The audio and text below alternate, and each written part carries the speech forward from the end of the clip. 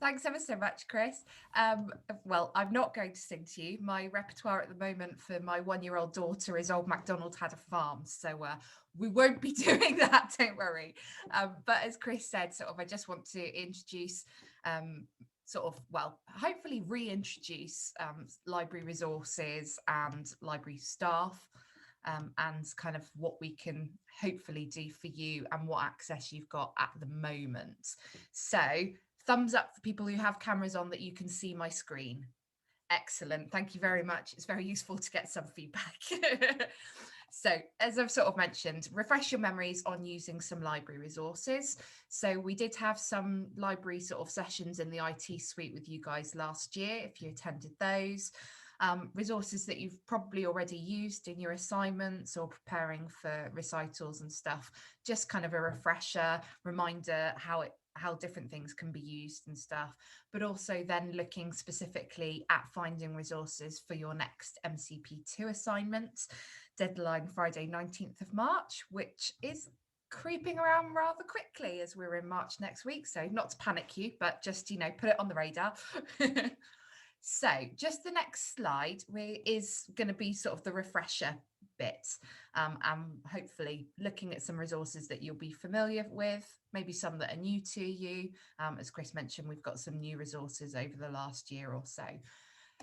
So just thinking, where would you go if you wanted to find a biography of Bach? So I'm just going to open up my chat. I can see it. Fabulous. I lost this in the last class that I did.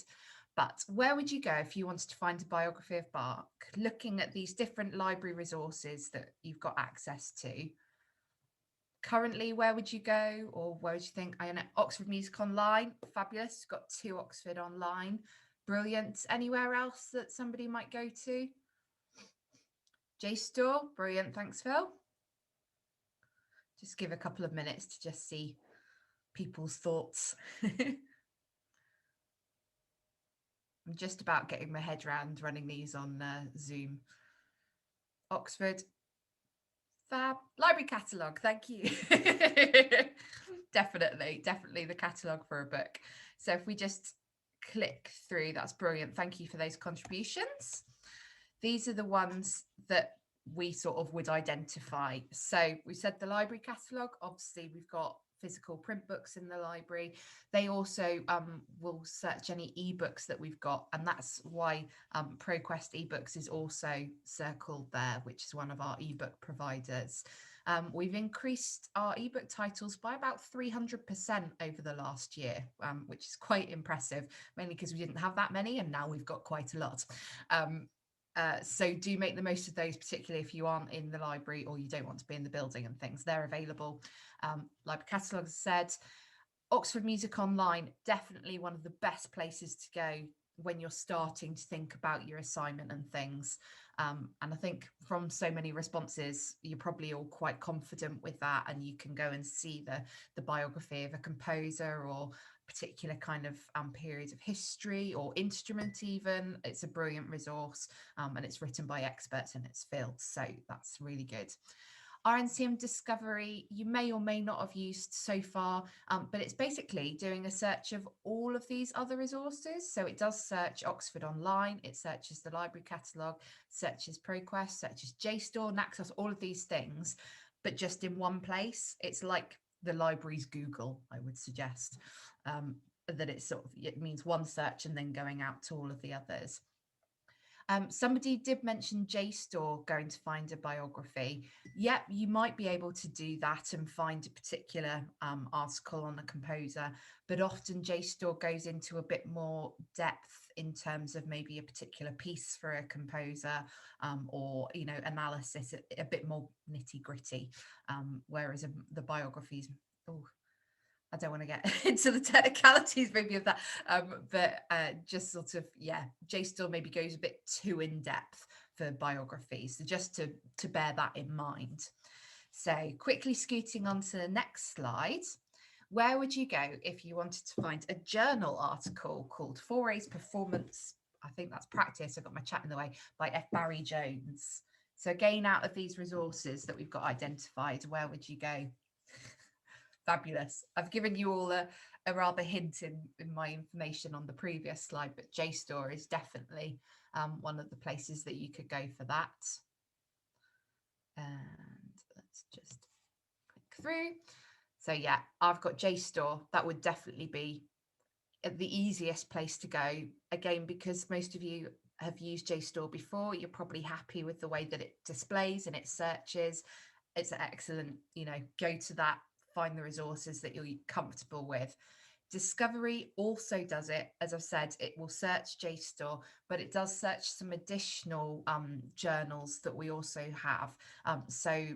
By sort of journal providers, Taylor and Francis and Sage, these are other publishers that do journals that we subscribe to. So sometimes if JSTOR isn't maybe finding you what you think you know, enough information or lots of articles, you could maybe take your search into Discovery and see if you're getting a bit more information there. Just a quick sort of question, I suppose. Does anyone use resources outside of these? For example, Google Scholar? Yeah, I've got sorry, can't see your name there. But yeah, Google Scholar is a really useful place to go, particularly for the biographies and things like that. You definitely find articles. It's interesting to note that actually that wouldn't find you access to this particular journal article, because Google Scholar can only see on that side of the subscription barrier, basically. So we pay for access to particular things, and we can therefore provide you with the full text access. Google Scholar doesn't pay for it, so we'll only see those open access resources and things. So for this particular journal article here, you wouldn't find it in that way, but you would via the library resources. It's just something to bear in mind sometimes when you're doing searches. And actually, if you're just using Google, you maybe won't find everything. But if you combine that with the library searches like Discovery and the library catalogue and stuff, you will. So final kind of review slide. Where would you go if you wanted to find a review of a recording of Elgar's Cello Concerto by Jacqueline Dupre? Gramophone, fabulous. Anywhere else people might go? Naxos, thanks Alice. Naxos, brilliant. Now I have circled these three. Gramophone, obviously, hopefully you've used it with your previous assignment, is a massive resource of reviews. A lot of our own lecturers actually write them, and they're published on there. JSTOR also has a lot of reviews from sort of journals like the Musical Times, and their sort of time period that they cover is massive. So if you're looking for, you know, real variations in a 1910 original recording to today, JSTOR would help you find the original ones, and then Gramophone would maybe have that modern one. And Discovery again is searching both Gramophone and JSTOR, so it's just worth noting that basically. Naxos would probably not find you a review, but it's worth using because often you get the PDFs of the booklets, which often then give you additional information on things like performance practice and why they've decided to do a particular piece in a particular manner, that type of thing. So it wouldn't necessarily find you the review in this particular instance, but it's definitely a really useful resource. And I'm just going to sort of highlight another resource that's on this page, Encoder. I don't know if anyone has already started to use Encoder, but this is one of the new things that we got in July last year, and it's a digital sheet music product. So it has a massive scope of various music publishers, and you can just log in. You have to set up your own account, and then you can log in via your Open Athens account, and it will get you access to Arvo Pärt, Britain, just anyone and everyone pretty much. And then you've got the ability to annotate on screen and things as well. So it's worth bearing in mind if you're not in Manchester, if you know you're not going to be coming back soon, then you have got access to print sheet music, which is really useful from this sort of from writing your assignment, you know, actually you might be thinking, well, what music have I got at home that I can actually use? This is then expanding on that as well. Ace. So that's kind of the review side of things. Just give myself a moment. So just going into a bit more detail in terms of your assignments, we've had a look at the appendices of the sort of assignment information that you'll find on your Moodle page that kind of gives a few additional questions on what you might want to think about in terms of building your assignment and what you might want to focus on things. So we've looked at this and then thought, okay, how could library resources help you answer that? So when and why was the piece composed? Where does it sit in the composer's output as a whole?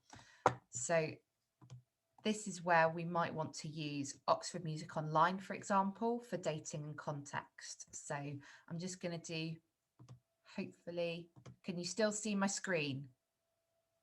Fabulous. And I've gone. So if you log in via Open Athens, again, hopefully you're all seeing the screen. Do let me know if it disappears, because I do have a tendency of losing it. If you log in via Athens, that's your best way of accessing all of your resources off-site.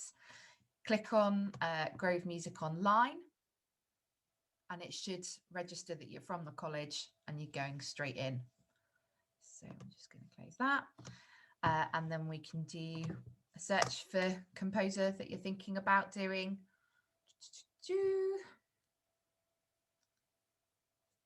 And then it's leading you straight in, and you should see these nice little open green padlocks to take you in.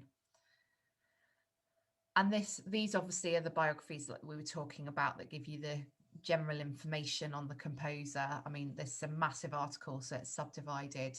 But as well as that, when the composer's sort of output is so massive, you get a works listing that's then subdivided as well. So this could give you the, you know, the key information on when that piece is written, and then its context within the other piece that the composer was writing at the same time and stuff. So that could really help in that respect.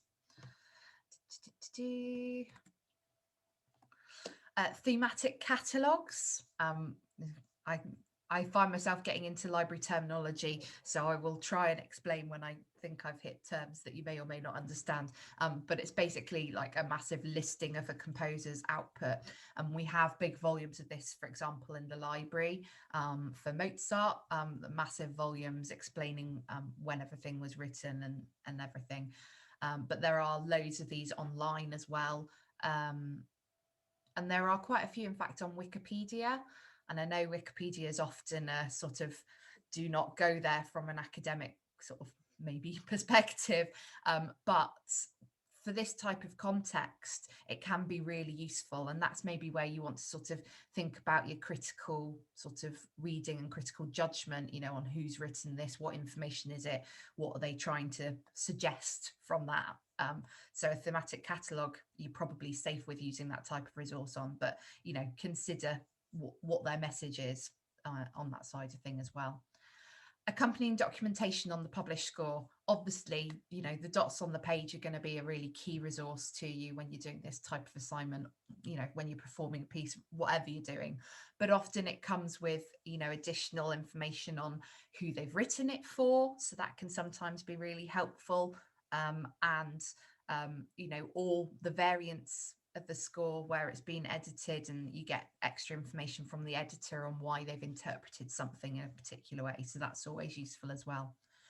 And then we have here JSTOR, Realm and Discovery, kind of group them all together for that scholarly input. So the extra information that you can get. JSTOR, obviously the journal, Discovery, the journals and sort of everything else. Realm is repertoire index for literature of music. Oh, it's French, but I can't quite remember what the letters stand for. Basically, it's a resource that lists everything where there has been something written about music. So all the music books that have been written around the world. It's only a listing of the abstracts. So again, if I'm getting into terms, an abstract is like the blurb on the back of the book telling you the basic information about, you know, this particular article, and it will hopefully help you evaluate whether then full text, the actual thing, would be useful for you. So Realm is only giving you the abstract, but then you might be able to use JSTOR or Discovery to access the full text, or if it's a book, find it in the library catalogue. Or if we didn't have it, if you're going sort of, you know, slightly out of music range, and the resources that we have are quite specific to music, we might be able to get it for you via interlibrary loan, which we're doing a lot of at the moment in terms of getting articles from British Library or University of Manchester, things like that. So do bear that in mind as well. I'm just going to quickly take us to Discovery here. So there are ways of getting into Discovery. We've had this is your Open Athens account. If you click on Home, you have your Discovery search box in the middle here, or Library Catalogue, you've got it in the search here. Or if we go onto the library Moodle pages, we've got the Discovery here. Are you seeing these page swaps? Sorry. I'm so paranoid about this. So if we do a quick hunt here, I know one of you is thinking about looking at this piece, so I did a little bit of research before coming onto this. So this is where Discovery searches a lot of resources. So this first result is coming up with is an item in the library catalogue. Second Sorry, one, can I just ask? It's actually me that it's me that wants to do this, and I actually want that book, but it's, I think maybe it's not in the library at the moment. I just out of loan. Is there any other way of getting it? Because like I imagine I've requested quite a lot of things from the library, and then often you reply being like, oh, like no one's going to return the book because of COVID. So yeah, we have been extending the loan periods of things at the moment. Yeah. I will look in and see if we can get an ebook version of it. If we can, that will give you instant access. Otherwise, Okay. we might be able to get another copy of it. So I'll send you an email. Yeah, so that's searching library catalogue on all of these sort of resources. And then it will take us to Naxos Music Library as well. And it should immediately know that you're already logged in with your My Athens information. And it's just immediately displaying here, and you can play from that. Just worth noting that that's the booklet that I was mentioning, you know, that you often get a PDF form of. So that could, again, be additional information on this particular performance of that. And worth using sort of these filters and refining options on the left hand side of Discovery. I always think of it like online shopping, where you're refining by, you know, size or dress type, that type of thing. These are my points of context, so I hope that they're similar to yours. But you could refine it by academic journals, for example. You know, this particular one is a JSTOR article that you can then click that link there, and it will take you hopefully directly through. So this has taken us through, but it's not recognized that I'm still logged in with the library. So it's useful to see that sometimes this happens to everyone. The link's just not working as we'd expect it to, but you could just find us within the search here. Oh, Royal even. And then it will give you the full access once you've selected us as the institution. So you can see provided by Royal Northern College of Music. So I'd sometimes like doing these sort of real live searches so that you can see that it doesn't always work as you'd really hope it does, but you usually can gain the access, or you can search again in JSTOR if that didn't work, for example, things like that. So that's just a really quick snippet of Discovery. The other useful thing to note is if we go in here and kind of click, and it gives you the full abstract, so that blurb of the information. On the right hand side here, you have a cite option. And that cite is really, really handy, because then you can scan through and get the APA reference, and then add that into your, you know, working document with all your information for your assignment, and know that this is what you've read, or come back to it and read it. So that's really useful. And Grove also has that option. I just scan back up to the top of this article. Yeah. That little pencil there, hopefully you can see it on your screens, but that's the cite option, and then your APA reference is there. So worth noting that there are some lovely little shortcuts using these resources to help you build up the bibliography for your assignment as well. So just quickly, that's all of that slide. Fabulous. Then just another kind of quick question, how we sort of might use resources to answer it. Again, JSTOR Realm Discovery for those analytical writings, so looking in more depth at a particular piece. The same with ProQuest dissertations and dissertation abstracts. So with ProQuest, you have some full text access for open access dissertations. Sometimes you've only got the abstract, similar to how I was saying Realm works. But again, we might be able to do it via interlibrary loan. Normally be able to go and visit other libraries, but obviously that's a bit strange at the moment, but we've got various mechanisms that we might be able to access as well, and we have loads of dissertations actually on CD-ROM in the library as well, so you can borrow those like you would a book. JSTOR Realm and Discovery, same kind of thing, thinking about performance practice. It's thinking about your search terms a lot in this type of thing, and what information you're trying to actually achieve. And Oxford Music Online on the work level bibliographies. So just skipping back to Schumann. So the article we said is subdivided because it's so massive. The bibliography is also subdivided. So then if you know you're looking at a particular song, this could then give you maybe more details on how they've built it. And I always think it's like, all this sounds very sad, but like library detective work, and you're going from, okay, this is one article I've read and this is the bibliography for that, and then you're going on to the next stage and, you know, check if the library catalogue has this, or go into JSTOR and see if you can access that journal. It's leading from one thing to another, and yeah, detective work, as I say, don't judge me. So that's that one. And the work level bibliographies. And then this final slide is quite wordy, so please excuse that, but you know, it's just giving it additional information.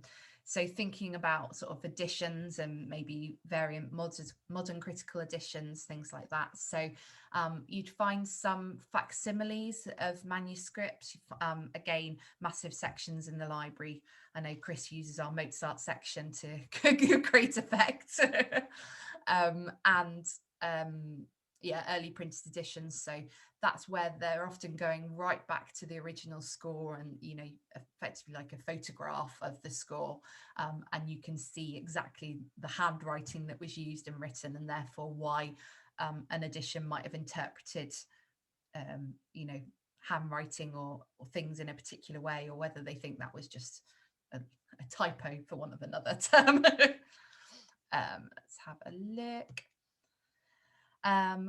Text editions, lots of these are available online or obviously in the library, and via encoder as well, so it would give you lots of access to variant editions of things and why there are these variants that exist.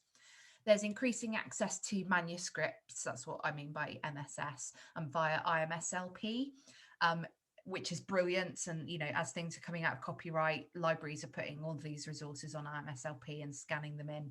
Just a warning that sometimes some of these editions are maybe outdated in terms of the scholarship, or, you know, just thinking again about your critical evaluation and looking at that score in a bit more depth, and why maybe you do want to use it or maybe you don't want to use it, that type of thing. Accompanying documentation on the score we've kind of already hit, and that's the sort of why the editor's interpreted in a particular way on that thing. RISM is another resource similar to Realm, which was about literature of music. This is sources of music, so it will basically tell you where the manuscript of Mozart's piano concerto would be, which is probably in the Royal College of Music definitely has one of them, can't remember which one.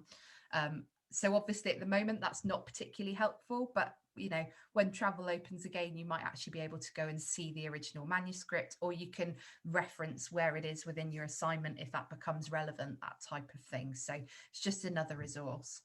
And then Gramophone we've hit upon already, in terms of reviews of recordings, and that could be quite useful if you're doing something that has variant versions, like for Schumann 4 in this instance, or maybe Petrushka. So just sort of thinking outside the box. Well, yeah, just thinking about all the different resources and how they would help you find different information, basically. And then sort of a final roundup slide. I'm just about getting in time. The bibliographies of the books or the articles you find, like I've said, that detective work in finding you resources is really useful to get all that additional information. The site options on the databases, like I've said, on Discovery, JSTOR also has it, Grove we've seen has it, most resources do have it to some extent, and then you find that APA and you just get it, which is fabulous. You can email us, libstaff@rncm.ac.uk. We are all working, even if we're not working in the library. So do send emails and we will respond to them. And we can arrange maybe one-to-one Zoom calls or something to really help sort of with detailed searches, if that would be something that would help you. Or if you're just, having problems with your Open Athens account, then that could be something that we help with as well. The library Moodle pages have all of the listings of our online resources and, key points of information, lots of brief guides that we've been able to do in terms of like what is Open Athens and Grove, how to use that better, things like that. So it's all sort of hopefully trying to help you find resources a lot easier. And then think about the assignment guide on the MCP2 page. And there are some examples of the assignments on MCP2 pages as well. So they can sometimes sort of help you kick ideas off and see what the expectation of an assignment might be. And then, as I've mentioned, interlibrary loans, we can manage. We can scan chapters of books in for you. If you're not going to be in the library, then that's absolutely fine. We can do that for you. And in fact, another new resource that we've got is a license for, it's called the Higher Education Printed Music License. But it basically means that we can scan in a score of music and email it to you. This is a new resource, so that's why you may not have heard about it before. But if you're thinking about, doing a particular piece, but you're not going to be able to come in and collect it from the library, that's fine. We can scan it and we can email it you, and then you can use the excerpts to put into your assignment or anything that would help with that, basically. So I think that's everything from me. I always think, and then I'm like, did I miss anything? But if anyone has any questions or if I have missed something and you want to remind me of that, now is your opportunity.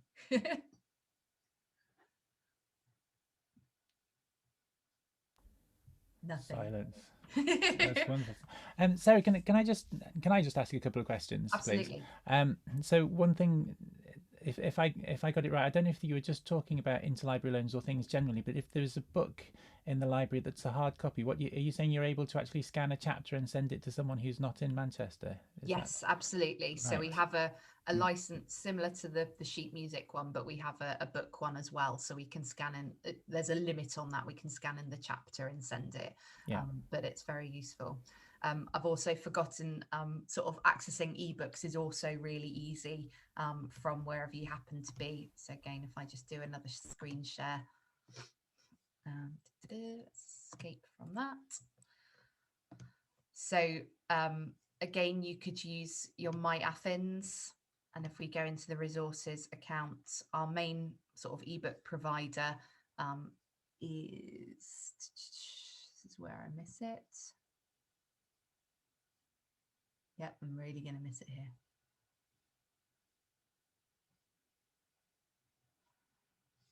Sorry, my eyes are scanning too quickly. I can't see it. So I'm just going to do it the other way around. Chris wanted me to mention this particular book, which is available as an ebook. So you can refine your search by ebooks just on the library catalogue and then do a search. And then it's listed here, my iLibrary. Either versions of these should work. ProQuest, that's the one I was looking for. Oh, it's timed out because I came to it previously, but it should just immediately appear there. Let's have a look. Yeah, and then you've got immediate access to read it online, or now I've remembered, it's ProQuest.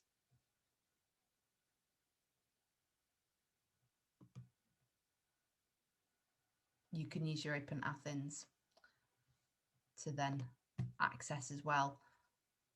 but I mean, it's really easy, sort of the ebooks actually, if you just wanted to search exactly what we've got as ebook titles, you can just sort of put nothing in the search bar and press go with this refining of ebooks, and then you can see exactly what we've got available, and then all the links are within there as well. So sorry, I meant to mention that as part of it, but I've completely forgot. with the ebooks, like if someone else has taken out the ebook, can you not access it, or is it kind of available to multiple people at once? It's interesting. I suspect you use ebooks from your public library with that question.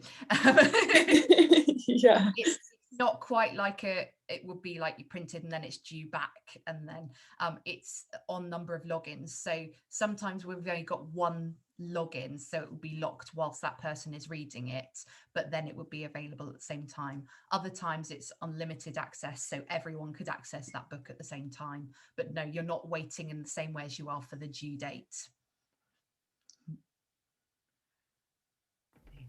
That's wonderful. Thank you. Sorry, Sarah, did you have a moment just to show us one other thing? If I Absolutely, okay, yeah. Because one thing that comes from, I don't know if the ProQuest covers the Cambridge Companion series, does it? But it doesn't. It doesn't. That's a series which certainly for our strand and the composers that many people are concerned with is actually really useful, because we get a lot of composers that people would be referring to who have a Cambridge Companion to, Beethoven or Berlioz, whoever it may be. So is it possible for you to show us that a moment? Absolutely. So again, a lot of the time, the easiest way of sort of getting these things is through Open Athens. So you can immediately see we've got the Cambridge Companions at the top there. And if you just click on that, that will take you straight in. Similarly, the ebook titles are here. So you could probably put in Cambridge. I mean, these are bringing up all of the texts, but these are all related ones. Probably if we put in companion, and we've got that, and that's then bringing up all the books that you might want there. And then obviously on the library online pages, you could click on the link here and you've got the Access Cambridge Companions to Music just there. This is sort of a list of all the ebooks, so it might be useful because then you come and see the Oxford Handbooks of Music as well, Oxford Shakespeare if you're doing that module as well, and that type of thing. So it's not just the ebook central, that ProQuest one, but lots of other providers as well. But you can, it's a sort of whichever way works for you in terms of access is the best way in. And those Cambridge Companions, I find, are an absolute rabbit hole of, you can go in and you have, I mean, seriously, folks, for anything, for general reading or anything, if you go on the Cambridge Companions site there, you've got access to the Cambridge Companion to Jane Austen and the Cambridge Companion to, I don't know, just about anything that you could imagine that a university student anywhere could want to access. So, it's really worth just having a look and opening up to all of that stuff. Would you mind? Am I able just to add one thing to that, Sarah? Which is absolutely. And you might have something to say about this, but just one thing that occurred to me, and I was sort of doing a bit of a search in tandem with you as you were going through that. Let me see if I can get this up here. I realised as well when I quoted that book to you, I gave you the wrong title, which I'm very pleased that you found the correct title for it as well. So I appreciate it. It is my job. Right. So we were looking at this. Here we go. Yes, that's something else. Here we are. And it's worth remembering, folks, that just to tie a couple of those things together, when you've got a bibliography like this, because a lot of you be looking at stuff like this, and I don't think it is. I don't think it is bad, Sarah, to look at something like this and think you go into one and then go into the other, because I do that all the time, and it's funky and cool and really rock. And if you look at something like this, if you're following up a bibliography and something like this, you can click here and it just says 19th century music. These ones underlined, these are often journals that you'll find in JSTOR, aren't they? And so you've got like 19th century music, and so you're not, with all of this, it's not actually a labor intensive thing to do. If you found a music review there, Musical Times, and if you just click on the abbreviations and sort of find what journal it belongs to, and you'll have immediate access to those folks, and you can just download that and start reading that. So that's yeah, that's useful to know, that it's not just this is not a dead end that you then need to send an email to the library out and say, can we do this or that? You've got immediate access to so many of these English titles, so that's really useful. Yeah, and that's where I'd sort of copy and paste into Discovery, for example, and see sort of whether it appears in that, and yes. that would definitely give you the sort of heads up, yeah, as to whether we've got it. Yeah, that is wonderful. Nice. Okay, does anyone want to ask anything else of Sarah? Or Sarah, did you have anything to add at all? No, I think, No. I mean, from my perspective, it's just to ensure that you all register that you do still have access to library content and resources, regardless of whether you're actually on site or off site. So we're running a click and collect at the moment. We will be opening up our study and printing spaces from the 8th of March. So you'll have a bit more access to the building at that point. But if you're not on site, then there are all of these resources. So there's the ebooks, there's all of the JSTOR discovery, everything from that side. And then there's also the fact that we can scan in the chapters and scan in a particular score of music for you as well. So I guess it's just reiterating the point that even though we're all in our separate abodes, actually you've still got loads of access to different things. So and that we're hopefully really friendly and helpful, and you can contact us if you have any queries or problems. I can certainly say I think you all are. I think that the library is just a wonderful place to spend time, just amongst the people, amongst anything else, and when times of college are open. So it's really good that we've still got access to you all. Thank you, Sarah. Also, if people, Sarah, are unsure or have forgotten about their Athens login, what can they do to make sure? You can try it. It's usually your college ID, so like the first letters of your surname and all the numbers, but with RNC at the beginning of it. That's going to be your username, or you can use your student email account, and there's a forgotten password option. If that doesn't work, or you're really unsure of it, just send an email to us, libstaff@rncm.ac.uk. That email account's always manned basically during our opening hours. So that's brilliant. Okay, any further questions before we let Sarah run? I just kind of wondered, if we were to get help from the library, are you more there to help us, to guide us with the skills to find journal articles and books, or could you also actually recommend us material? Probably the first more than the second, but when we know that there's a specific topic, then that is doing the first. We'll find you the specific resources via teaching you sort of how to find them. That makes sense. One builds on the other naturally, so we can definitely sort of help you find specific items.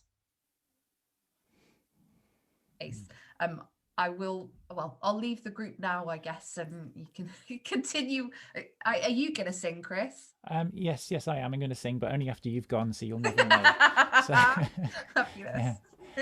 Sarah, thank you so much for coming along this morning and sharing that with us, because that is just a mine of really, really useful information that will, I'm sure, will just really help to make all that come together for anyone who's not sure. And certainly, folks, if you are unsure about the kind of things that you do want to be using, you're welcome to get in contact with me if you want some recommendations. But hopefully you've got enough information there to really get the search started, and you can open up yourselves to a lot of different things to have a look at and a read at and a search of. So big warm thanks from everybody, I'm sure, to Sarah. Thank you so much for coming along and talking to us. It was so nice to see other people's faces. Yes. Oh, we just need that. Yes. Absolutely. Thanks, Chris. See you. Thanks so much, Sarah. Take care. Bye Bye for now. Okay, that's wonderful. So